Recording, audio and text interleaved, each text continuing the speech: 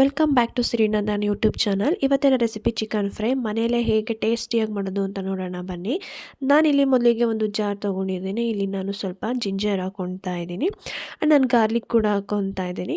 Ginger ಸ್ವಲ್ಪ ಕಮ್ಮಿ ಇರಬೇಕು, ಗಾರ್ಲಿಕ್ ಸ್ವಲ್ಪ ಜಾಸ್ತಿ ಇರಬೇಕು ಯಾವಾಗಲೂ ಕೂಡ. ನಾನಲ್ಲಿ ಒಂದು 3 ಮೆಣಸಿನ್ಕಾಯಿನ ಹಾಕ್ಕೊಳ್ತಾ ಇದ್ದೀನಿ. ನಾನು ಸ್ವಲ್ಪ ಇಲ್ಲಿ ಪುದೀನ ಕೂಡ ಹಾಕ್ಕೊಳ್ತಾ ಇದ್ದೀನಿ. ನೀವು ಬೇಕಿದ್ದರೆ ಮೆಣಸು ಕೂಡ ಯೂಸ್ ಮಾಡ್ಬೋದು, ಬಟ್ ನಾನು ಮೆಣಸು ಪುಡಿ ಮಾಡ್ಕೊಂಡು ಮೊದಲೇ ಇಟ್ಕೊಂಡಿರೋದ್ರಿಂದ ನಾನು ಮೆಣಸೇನು ಹಾಕ್ಕೊಳ್ಳಲ್ಲ ಗ್ರೈಂಡ್ ಮಾಡೋದಕ್ಕೆ. ಚೆನ್ನಾಗಿ ಗ್ರೈಂಡ್ ಮಾಡ್ಕೊಳ್ಳಿ. ನೋಡಿ ಎಷ್ಟು ನೀಟಾಗಿ ನೈಸ್ ಪೇಸ್ಟ್ ಥರ ಆಗಿರಬೇಕು. ನಾನಿಲ್ಲಿ ಸ್ಪೈಸಸ್ನ ತೋರಿಸ್ತಾ ಇದ್ದೀನಿ. ಚಕ್ಕೆ, ಲವಂಗ, ಏಲಕ್ಕಿಕಾಯಿ, ಮರಾಠಿ ಮೊಗ್ಗು, ಮೆಣಸು ಮತ್ತು ಪಲಾವ್ ಎಲೆ, ಫ್ಲವರ್ ಇಷ್ಟನ್ನು ನಾನು ಆಯಿಲ್ಗೆ ಹಾಕ್ಕೊತೀನಿ. ನೋಡ್ತಾ ಇರ್ಬೋದು, ನಾನು ಇದನ್ನೆಲ್ಲ ಮೊದಲೇ ಅರೇಂಜ್ ಮಾಡಿ ಇಟ್ಕೊಂಡಿದ್ದೀನಿ. ಮತ್ತು ಚಿಕನ್ ಫ್ರೈಗೆ ಏನೇನೆಲ್ಲ ರೆಡಿ ಮಾಡ್ಕೊಬೇಕು ಅಂತ ಇಲ್ಲಿ ತೋರಿಸ್ತಾ ಇದ್ದೀನಿ ನೋಡಿ. ನಾನು ಇಲ್ಲಿ ಪುದೀನ, ಕೊತ್ತಂಬರಿ, 2 ಆನಿಯನ್ ಕಟ್ ಮಾಡಿ ಇಟ್ಕೊಂಡಿದ್ದೀನಿ, 2 ಟೊಮೊಟೊ ಹಣ್ಣು ಮತ್ತು ಒಂದು 3 ಮೆಣಸಿನ್ಕಾಯಿನ ಉದ್ದುದ್ದವಾಗಿ ಕಟ್ ಮಾಡಿ ಇಟ್ಕೊಂಡಿದ್ದೀನಿ. ನೀವು ಮೆಣಸಿನ್ಕಾಯಿ ಬೇಕು ಅಂದರೆ ಹಾಕೋಬೋದು, ಇಲ್ಲಾಂದರೆ ಖಾರ ಪುಡಿನ ಜಾಸ್ತಿ ಯೂಸ್ ಮಾಡ್ಬೋದು. ನಾನಿಲ್ಲಿ ಒಂದು ಪ್ಯಾನ್ ತೊಗೊಂಡು ಅದಕ್ಕೆ ಸ್ವಲ್ಪ ನಾನು ಆಯಿಲ್ ಹಾಕ್ಕೊತಾ ಇದ್ದೀನಿ. ಆಯಿಲ್ ಬಿಸಿ ಆದಮೇಲೆ ಎಲ್ಲ ಸ್ಪೈಸಸನ್ನು ನಾನು ಆಯಿಲ್ ಹಾಕ್ಕೊತಿದ್ದೀನಿ. ಆಯಿಲಲ್ಲಿ ಸ್ವಲ್ಪ ಚೆನ್ನಾಗಿ ಅದು ಫ್ರೈ ಆದಮೇಲೆ ನಾನು ಕಟ್ ಮಾಡ್ಕೊಂಡಿರೋವಂಥ ಆನಿಯನ್ನ ಇಲ್ಲಿ ಹಾಕ್ಕೊತಾ ಇದ್ದೀನಿ. ಆನಿಯನ್ನು ಸ್ವಲ್ಪ ಸಾಫ್ಟಾಗಿ ಬ್ರೌನ್ ಕಲರ್ ಬರೋವರೆಗೂ ನೀವು ಚೆನ್ನಾಗಿ ಕುಕ್ ಮಾಡ್ಕೊಳ್ಳಿ. ಆನಿಯನ್ ಯಾವಾಗಲೂ ಬ್ರೌನ್ ಕಲರ್ ಬರೋ ಥರ ಕುಕ್ ಮಾಡಿಕೊಂಡ್ರೆ ಏನೇ ಅಡುಗೆ ಮಾಡೋದಿದ್ರೂ ಅದು ಟೇಸ್ಟಿ ಕೂಡ ಬರುತ್ತೆ. ಹಾಗಾಗಿ ಆನಿಯನ್ನ ಬ್ರೌನ್ ಕಲರ್ ಬರೋವರೆಗೂ ಕುಕ್ ಮಾಡ್ಕೊಳ್ಳಿ.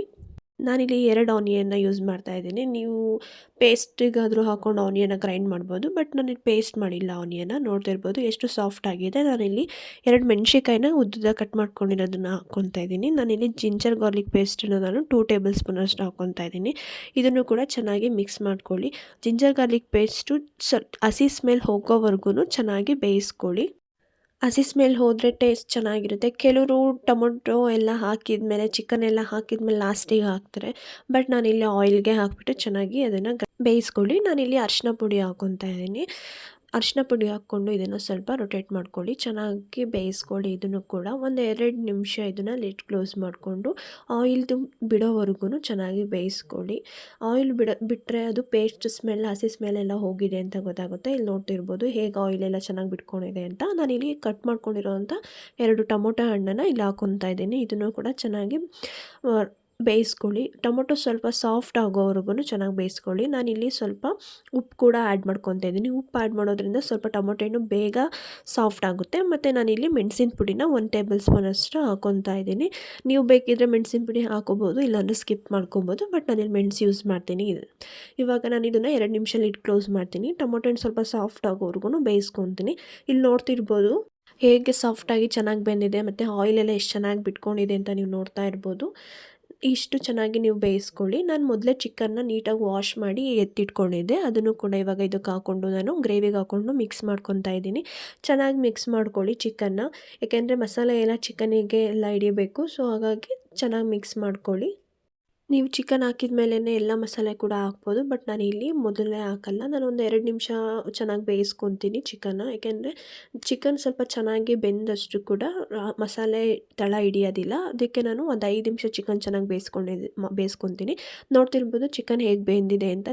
ಚಿಕನ್ ನೀರೆಲ್ಲ ಚೆನ್ನಾಗಿ ಬಿಟ್ಟಿದೆ. ನಾನಿವಾಗ ಇದಕ್ಕೆ ಸ್ಪೈಸಸ್ ಮಸಾಲ ಎಲ್ಲನೂ ಹಾಕ್ಕೊತೀನಿ. ನಾನಿಲ್ಲಿ ಗರಂ ಮಸಾಲ 2 ಸ್ಪೂನ್ಸ್ ಹಾಕ್ಕೊತಿದ್ದೀನಿ. ಇಲ್ಲಿ 1/2 ಸ್ಪೂನ್ ಚಿಲ್ಲಿ ಪೌಡರ್ ಹಾಕ್ಕೊತೀನಿ. ಚಿಲ್ಲಿ ಪೌಡರ್ 1/2 ಸ್ಪೂನ್ ಏನಕ್ಕೆ ಹಾಕ್ಕೊತೀನಿ ಅಂದರೆ ಮೊದಲೇ ಮೆಣಸಿನ್ಕಾಯಿ ಜಾಸ್ತಿ ಹಾಕಿದ್ದೀನಿ, ಅದರಿಂದ ನಾನು 1/2 ಸ್ಪೂನ್ ಹಾಕ್ಕೊತೀನಿ. ಸಾಂಬಾರು ಪೌಡರ್ ಕೂಡ ನಾನಿಲ್ಲಿ 1.5 ಸ್ಪೂನ್ ಹಾಕ್ಕೊತೀನಿ. ನಾನಿಲ್ಲಿ ಪುದೀನ ಹಾಕ್ಕೊತಾ ಇದ್ದೀನಿ. ಕೊತ್ತಂಬರಿ ಕೂಡ ಕಟ್ ಮಾಡಿ ಇಟ್ಕೊಂಡಿದ್ದೆ, ಅದನ್ನು ಕೂಡ ಹಾಕ್ಕೊತಾ ಇದ್ದೀನಿ. ಎಲ್ಲದನ್ನು ಚೆನ್ನಾಗಿ ಮಿಕ್ಸ್ ಮಾಡ್ಕೊಳ್ಳಿ. ಮತ್ತು ಒಂದು ಸ್ವಲ್ಪ ನಾನು ವಾಟರ್ ಆ್ಯಡ್ ಮಾಡ್ಕೊತೀನಿ. ಏನಕ್ಕೆ ಅಂದರೆ ಚಪಾತಿಗೆ ಮತ್ತು ರೈಸ್ಗೆಲ್ಲ ಗ್ರೇವಿ ಬೇಕು ಅಂತಂದರೆ ನೀವು ವಾಟರ್ ಆ್ಯಡ್ ಮಾಡ್ಕೊಬೋದು. ಇಲ್ಲ ನನಗೆ ಸಾಕು ಇಷ್ಟ ಗ್ರೇವಿನೇ ಇರಲಿ ಅಂತ ಅಂದರೆ ವಾಟರ್ ಏನು ಆ್ಯಡ್ ಮಾಡ್ಕೊಳ್ಳೋ ಅವಶ್ಯಕತೆ ಇರಲ್ಲ. ನಾನು ಲಾಸ್ಟ್ ಫೈನಲಲ್ಲಿ 2ರಿಂದ 3 ಮೆಣಸಿನ್ಕಾಯಿ ಉದ್ದಕ್ಕೆ ಸೀಳಿರೋದನ್ನು ಅಲ್ಲಿ ಹಾಕ್ಕೊತಾ ಇದ್ದೀನಿ. ನೋಡ್ತಾ ಇರ್ಬೋದು ಎಷ್ಟು ಚೆನ್ನಾಗಿ ಬೆಂದಿದೆ ಅಂತ, ಆಯಿಲೆಲ್ಲ ಎಷ್ಟು ಚೆನ್ನಾಗಿ ಬಿಟ್ಟಿದೆ ಅಂತ. ಡಿಪೆಂಡ್ ಆನ್ ಚಿಕನ್ನು ಹೇಗೆ ಬೇಯುತ್ತೆ ಅನ್ನೋದ್ರ ಮೇಲೆ ಇರುತ್ತೆ. ಬೆಂದಿಲ್ಲ ಅಂದರೆ ನೀವು ಇನ್ನೊಂದು ಸ್ವಲ್ಪ ಹೊತ್ತು ಬೇಯಿಸ್ಕೊಬೋದು. ಬಟ್ ಇಲ್ಲಿ ನೋಡ್ತಾ ಇರ್ಬೋದು ಚಿಕನ್ ಆಲ್ಮೋಸ್ಟ್ ಬೆಂದಿದೆ. ನಾನು ಫೈನಲಾಗಿ ಲೆಮನ್ ಕೂಡ ಹಾಕ್ತಾಯಿದ್ದೀನಿ. 1 ಟೇಬಲ್ ಸ್ಪೂನಷ್ಟು ಲೆಮನ್ ಜ್ಯೂಸ್ ಹಾಕ್ಕೊತಾ ಇದ್ದೀನಿ. ಇದು ಹಾಕ್ಕೊಂಡು ಸಹ ಚೆನ್ನಾಗಿ ರೊಟೇಟ್ ಮಾಡ್ಕೊಳ್ಳಿ. ನೋಡಿ ಎಷ್ಟು ಚೆನ್ನಾಗಿ ಚಿಕನ್ ಫ್ರೈ ಆಗಿದೆ ಫೈನಲ್ ಆಗಿ. ನೀವು ಕೂಡ ಮನೇಲಿ ಒಂದ್ಸಲ ಟ್ರೈ ಮಾಡಿ, ತುಂಬ ಚೆನ್ನಾಗಿ ಬರುತ್ತೆ. ಸಿಂಪಲ್ಲಾಗಿ ಮಾಡ್ಬೋದು, ಈಸಿಯಾಗಿ ಮಾಡ್ಬೋದು. ಇದನ್ನು ಚಪಾತಿ ಜೊತೆ ತಿನ್ಬೋದು ನೀವು, ಇಲ್ಲ ರೈಸ್ ಜೊತೆ ತಿನ್ಬೋದು. ಈ ರೆಸಿಪಿ ನಿಮಗೆ ಇಷ್ಟ ಆಗಿದ್ದರೆ ಪ್ಲೀಸ್ ಸಬ್ಸ್ಕ್ರೈಬ್ ಮಾಡಿ, ಶೇರ್ ಮಾಡಿ ಆ್ಯಂಡ್ ಕಮೆಂಟ್ ಮಾಡಿ. Thank you. ಹೀಗೆ ಸಪೋರ್ಟ್ ಮಾಡ್ತಾ ಇರಿ.